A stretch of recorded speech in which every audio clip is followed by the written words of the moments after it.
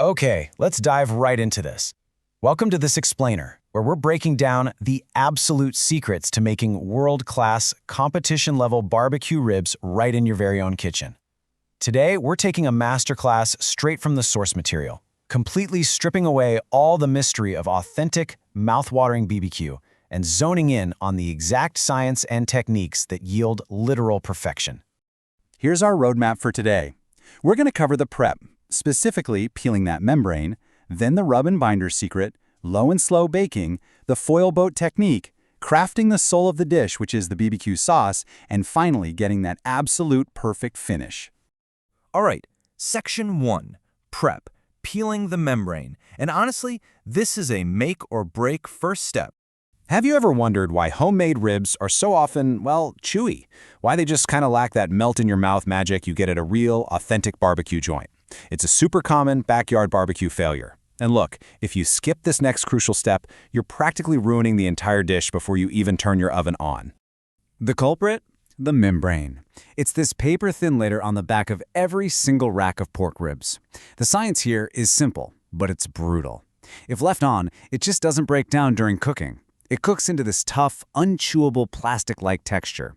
Actually, the creator of our source recipe admits that back in the day, cooking for his family, he used to forget this step all the time just because he didn't know.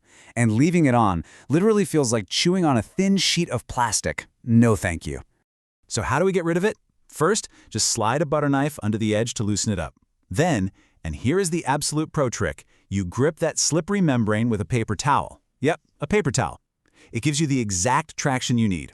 Finally, you just peel the entire layer off cleanly. Make sure you get every little piece. It might fight you in a few spots, but getting that main layer off means you've successfully passed the first major hurdle. Moving on to Section 2, the rub and binder secret. This is where we build competition-level flavor. Now, what's really interesting about this is the great mustard debate. You see pitmasters slathering yellow mustard on raw pork all the time, but there's a massive myth that it's for flavor. Completely false. You won't even taste it in the final product. The truth? It acts purely as a binder for the rub, exactly like how it's used in a classic beef Wellington. Sure, if you absolutely hate mustard, skip it. The ribs will still be great, but it really helps those spices cling to the meat perfectly. And speaking of those spices, here's the ultimate competition rub. Salt, brown sugar, smoked paprika, garlic powder, onion powder, black pepper, chili powder, and a little kick of cayenne. Just mix it up and press it firmly into every square inch of the ribs. Now, I don't want you getting overwhelmed by that list, but I do want you to focus heavily on the brown sugar. That sugar is going to caramelize beautifully later, creating a phenomenal crust. Once that rub is pressed in, you've got a choice. Rushing? Fine. Leave it for an hour at room temp. But for the absolute optimal crust, you got to leave it uncovered overnight in the fridge. Why?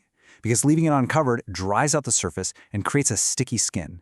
That dried out skin is absolutely crucial for developing a gorgeous, crusty, deeply colored bark later on. It lets all those complex flavors really lock in. All right, Section 3, low and slow baking.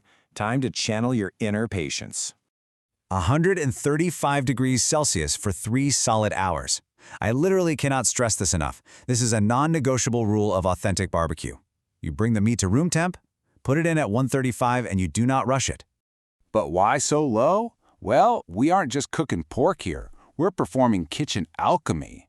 That low, consistent heat slowly, gently melts down the tough tendons and hard connective tissues hidden inside the meat. Instead of being chewy, those tough parts just dissolve, rendering out into perfectly tender, incredibly juicy meat. Section 4, the foil boat technique. After 3 hours, we have a crispy outside, but now we need to engineer that soft, melt-in-your-mouth inside. Here's the pro method. Step 1, place your ribs on a few layers of heavy-duty foil. Step 2, fold the edges up to create a literal boat shape around the meat. Step 3, and this is where the magic happens, drop in a scoop of butter, more brown sugar, a splash of apple cider vinegar, and some apple juice. Finally, Step 4, tent another piece of foil right over the top. This forces the heat to circulate, creating this incredible steaming, braising effect. Pop it back in the oven for another hour and a half at 135 degrees. All that butter, sugar, and juice just melt together, penetrating the meat until it's unbelievably tender. Section 5, the soul, BBQ sauce. This is the ultimate climax of the recipe. According to the source material, this is the best BBQ sauce you will ever eat. Ketchup, chicken broth, brown sugar, molasses, apple cider vinegar, Worcestershire sauce, yellow mustard, a blend of those exact same rub spices, and a bay leaf. You simmer this over medium heat for 20 to 30 minutes until it thickens up beautifully. Now this base is fantastic, but it's missing one absolute game changer.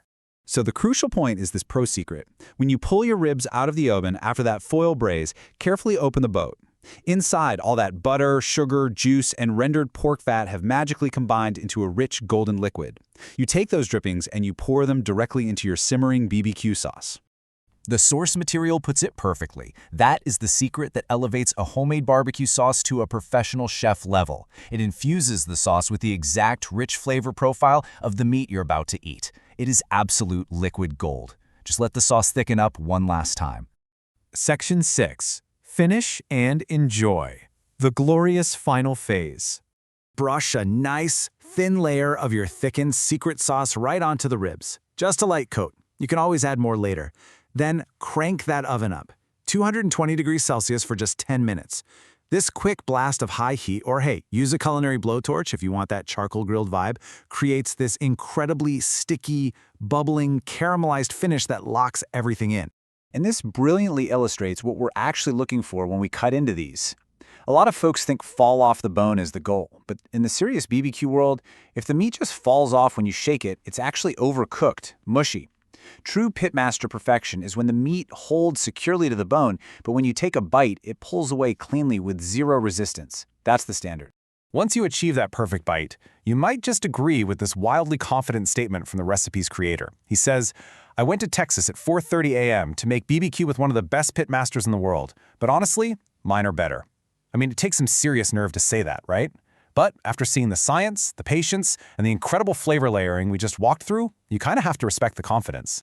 So, are you ready to use these pitmaster secrets to beat the Texas pros in your own backyard? You've got the roadmap, you've got the science, and you've got the technique. But it really begs the question, if this level of culinary alchemy can be done in a standard home oven, what other restaurant-only secrets are hiding right in your kitchen? Thanks for joining me for this explainer, and stay curious.